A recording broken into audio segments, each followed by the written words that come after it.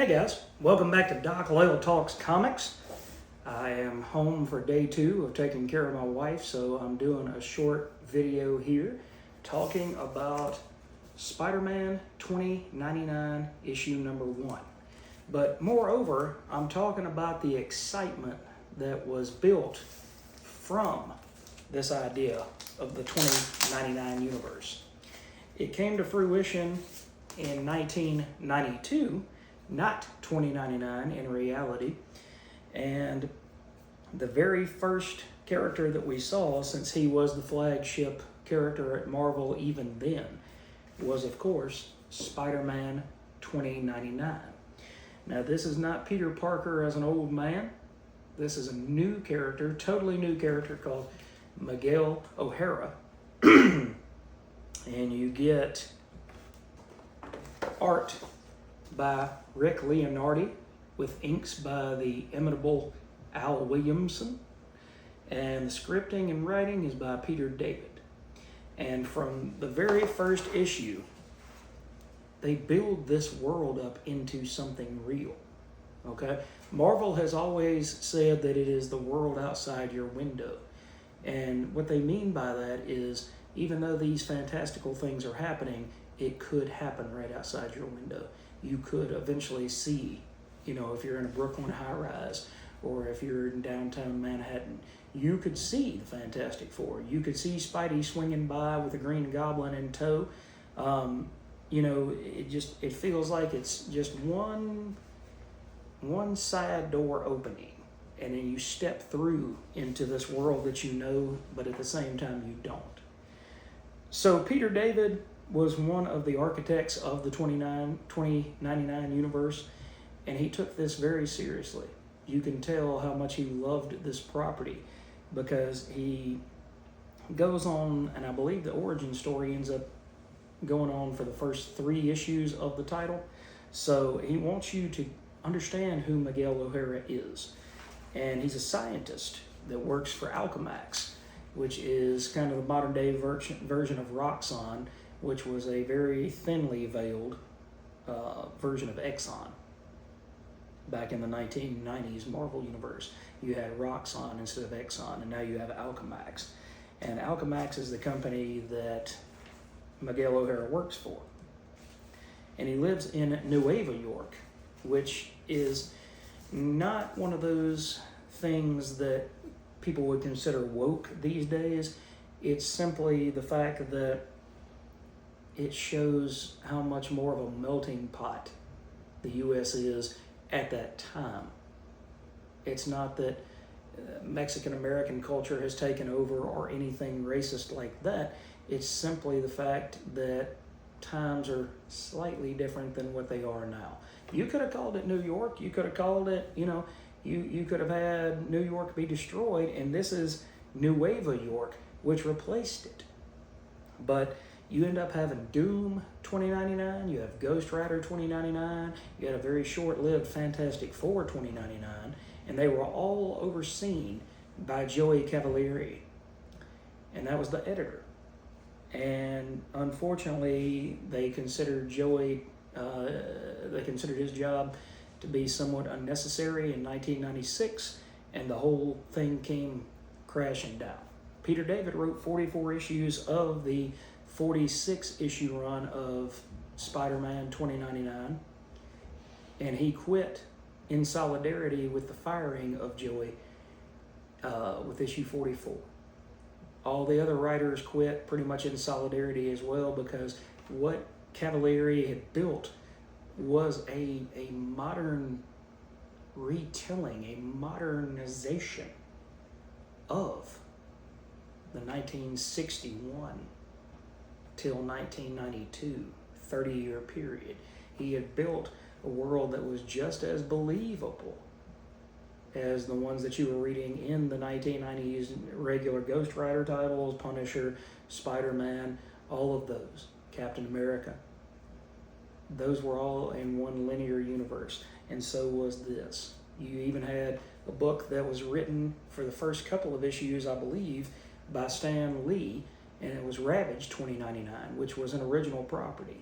It was not bringing Punisher over to 2099. It wasn't bringing Ghost Rider, X-Men, Spider-Man, any of that. Instead, it was its own type of thing, and that was penciled by Paul Ryan.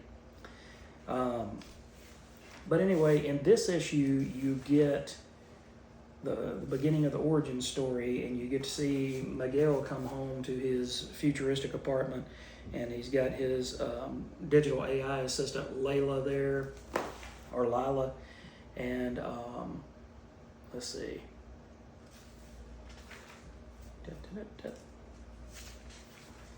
He wants it to be quiet in there, but Lila's got a bunch of different messages. One's from Tyler, his boss, and you get to understand, hey, wait a minute, he's a drug addict? But that's not the whole story. But he says, hey, you need the drug, you know it and I know it. And Miguel says, Tyler, there's a train leaving at 8:30, be under it. Then his brother Gabe comes on, and then there's 6 messages from his fiancee who he accidentally hit earlier, in the story, but it'll be shown later in the story. He was seeing things thanks to the after effects of this drug. And he gets to, he's doing all these experiments. We're not going to call him the high evolutionary, but he's building all these different things. And so he's got this guy in this pod named Mr. Sims, and they were trying to create a super being, and instead they created a monster, and he grabs Miguel by the throat, and right before he was going to kill him, then he ends up dying himself. He was choking him out, and instead he ends up dying himself. And Miguel, I literally just realized this when I was reading the panel earlier. I was like, wait a minute, that's Spider-Man 2099. So how can you have this dude's throat around his neck? Hand around his throat, and how's he still alive to continue the story? Now I realized he was rubbing his neck after the guy had almost killed him. So you've got Miguel, you've got Aaron, who is kind of the older, upset guy that feels like Miguel is an upstart and he took his job away from him and he didn't have any right to do so. Well, when Miguel tells him that he's going to leave, then Tyler Stone says, I assure you that Roxxon, Stark, Fujikawa, Cynthia, anyone who contacts us about you will receive nothing but the highest recommendation. Here's to the bright future. Of course, I'm still hoping that you'll reconsider. And he said, I'm leaving. Now that I made my decision, I feel more relaxed than ever. And then Tyler said, yeah, that would probably be because of my parting gift, the Rapture. And the Rapture is the drug that he got laced with in his drink. So now Tyler knows that he's got him because Alchemax is the maker of Rapture, and it's really the only way that Miguel, or Mike as he calls him, can continue to be his own person. Because once Rapture gets in your system, then it really, really just messes with you. It's like Tyler says, that you pretty much, you need it like you need oxygen. So, here's one of those ads I was talking about the other day, and it was called Entertainment This Month. And here we've got the first ad for Doom 2099, we've got Ravage 2099, and Spider-Man 2099. And I wish these prices were the same, man. You could get Bloodshot #1 for $2.95, Wizard magazine for issue 15 for $3.50 instead of $4. You could order, what else is in there? Batman 488 with early appearance of Azrael for 99 cents. It'd be great to go back to those kind of prices on books.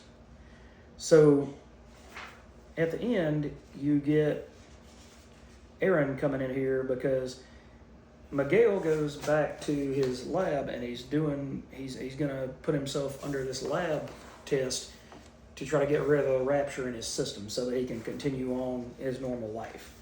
And Aaron messes that up by moving around all the controls. He's like, I'm going to push this to 11. I'm going to bring this down to nothing.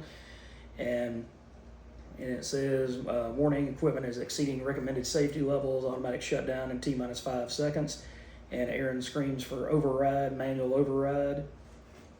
And at the end, I'm not going to spoil it for you if you've never read it before, but you get to see the first shocking appearance of Spider-Man 2099. And he doesn't, his power set is a little bit different than Spider-Man's, Peter Parker's, because he has talons on his fingers that extend out of the bottom of his finger. And that's how he's able to grip onto things. Peter's is more of like his fingers almost emit a sticky super glue paste pipe Pete type of thing, and that's how he's able to stick to things. But in here, Miguel, in this issue, the only thing that you get to see is that he built a suit for himself. It's got gliders, so he jumps from a tall height, and instead of falling to his death, these underarm and over-the-shoulder gliders are going to keep him, aloft. It was really a great story and a great start to this 2099 universe. So I don't blame Peter David and company for leaving in solidarity from Marvel because they loved their editor, they loved the stories they were telling, and they felt that they were telling something worthwhile. And to be honest, Peter David kept getting kind of screwed over by Marvel many times. Even though he kept going back to the company, because he loved the titles that he was working on. He loved the characters.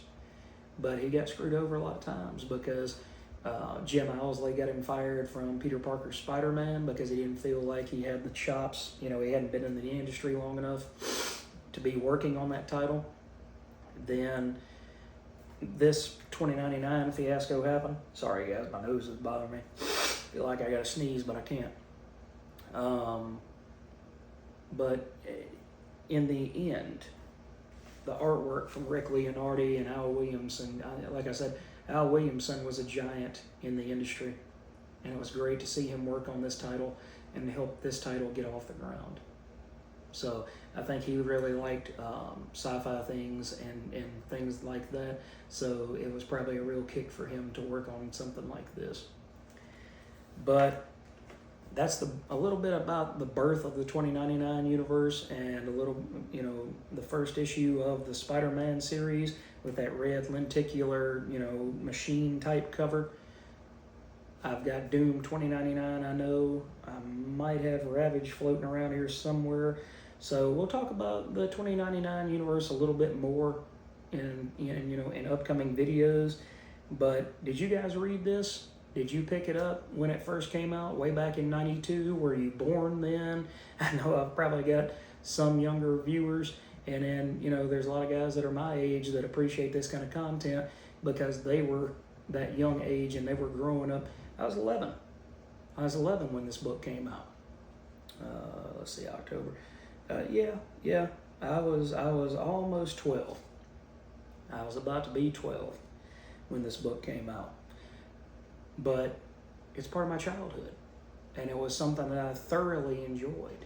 I didn't enjoy that $1.75 price tag where I think ASM was $1.25 at the time, but I did enjoy this title. So thanks for taking a little walk through history with me, guys. Hope you've enjoyed this, and we'll see you next time.